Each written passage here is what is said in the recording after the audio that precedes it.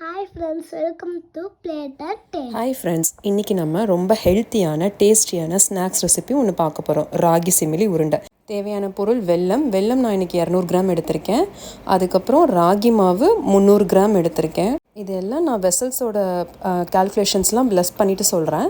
அதுக்கப்புறம் வேர்க்கடலையும் ஒரு 200 கிராம் எடுத்திருக்கேன். இந்த உருண்டை உடம்புக்கு ரொம்ப நல்லது, குழந்தைங்களுக்கும் பெரியவங்களுக்கும் ரொம்ப நல்லது. சரி வாங்க, இது இப்போ எப்படி பண்ணுறதுன்னு நம்ம வீடியோக்குள்ளே போகலாம். இப்போ ராகி மாவை எடுத்துக்கோங்க ஒரு பாத்திரத்தில். இதை நம்ம தண்ணி ஊற்றி கொஞ்சம் லூஸாக பிசைஞ்சுக்கணும். நம்ம சப்பாத்தி மாவுக்கு கொஞ்சம் டைட்டாக பிசைவோம்ல, அந்த மாதிரி இல்லாமல் கொஞ்சம் நம்ம நல்லா ப்ரெஸ் பண்ணால் சாஃப்டாக இருக்கிற மாதிரி பிசைஞ்சுக்கணும். கொஞ்சம் உப்பு போட்டுக்கோங்க. உப்பு போட்டுட்டு தண்ணி ஊற்றி கொஞ்சம் நல்லா பிசைய ஸ்டார்ட் பண்ணுங்கள்.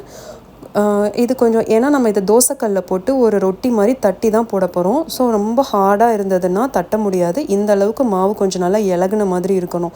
அப்போ தான் உங்களுக்கு தோசைக்கல்லில் நல்லா தட்ட ஈஸியாக இருக்கும். அடுப்பில் கல் வச்சு கல் சூடானதும் நம்ம பிசைஞ்சு வச்சுருந்த மாவை இந்த மாதிரி உருண்டையாக உருட்டி இந்த மாதிரி தோசைக்கல்லே டைரெக்டாக நான் தட்டிட்டேன். தோசைக்கல்லில் உங்களுக்கு தட்ட வரல அப்படின்னா நீங்கள் ஒரு அதிரச மாவு தட்டுவோம்ல, அந்த மாதிரி கூட தட்டிக்கோங்க. தட்டிட்டு கடலெண்ணெய் ஊற்றிருக்கேன். நான் இன்றைக்கி இன்க்ரீடியன்ஸில் இதுக்கு தான் வச்சுருந்தேன், பட் உங்ககிட்ட சொல்ல மறந்துட்டேன். இதை சுட்டு எடுக்கிறதுக்காக தான் கடலெண்ணெய். இதை நல்லா தட்டி 2 பக்கமும் மாற்றி மாற்றி வேக வைங்க. ஒரு 5 மினிட்ஸ் கிட்ட நல்லா வெந்ததுக்கப்புறம் இந்த மாதிரி ஒரு பாத்திரத்தில் போட்டுக்கோங்க. நம்ம இன்றைக்கி எடுத்த மெஷர்மெண்ட்டுக்கு எனக்கு 4 ரொட்டி வந்தது.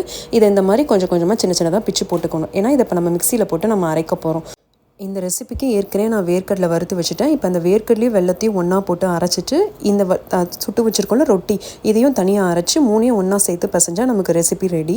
இப்போ வேர்க்கடலை ஒன்றும் பாதியாக அந்த அரைஞ்சதுக்கு நறுக்கி வச்சுருந்த வெல்லத்தையும் ஆட் பண்ணி 2 மிக்ஸ் பண்ணி அரைச்சி வச்சுக்கோங்க. இந்த ராகி அடையும் நம்ம தனியாக அரைச்சி வச்சுருந்தேன், அதையும் சேர்த்து இந்த வேர்க்கடலை வெல்லம் மாவு எல்லாத்தையும் ஒன்றா போட்டு அரைச்சி எடுத்தோம்னா இந்த மாதிரி கன்சிஸ்டன்சியில் நமக்கு கிடச்சிடும். இதை நம்ம கையில் நெய் தடவிட்டு சின்ன சின்ன உருண்டையாக நம்ம உருட்டி எடுத்துக்கலாம். இந்த உருண்டை பசங்களுக்கு டெய்லி ஈவினிங் ஸ்நாக்ஸாக கொடுக்கலாம். ஆக்சுவலாக ராகியில் நிறைய கால்சியம், ஸோ போன் ஸ்ட்ரென்த்துக்கெலாம் உதவும். ப்ளஸ் வேர்க்கடலை நம்ம ஆட் பண்ணியிருக்கோம். வேர்க்கடலையிலும் ப்ரோட்டீன் நிறைஞ்சிருக்கு. எந்தவித ரீஃபைன் சுகர் இல்லாமல் வெல்லம் யூஸ் பண்ணுறதால இது இன்னும் ஹெல்த்தி. நம்ம வேணும்னா கருப்பட்டி கூட ஆட் பண்ணிக்கலாம். அந்த மாதிரி நீங்கள் ட்ரை பண்ணி பாருங்கள்.